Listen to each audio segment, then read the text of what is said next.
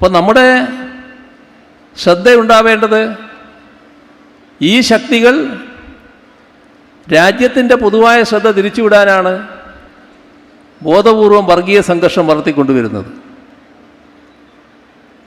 തികഞ്ഞ ജാഗ്രത മതനിരപേക്ഷത സംരക്ഷിക്കുന്ന കാര്യത്തിൽ നമുക്കുണ്ടാകേണ്ടതാണ്. മതനിരപേക്ഷതയുടെ സംരക്ഷണത്തിലൂടെ മാത്രമേ വർഗീയതയെ നേരിടാനാവൂ.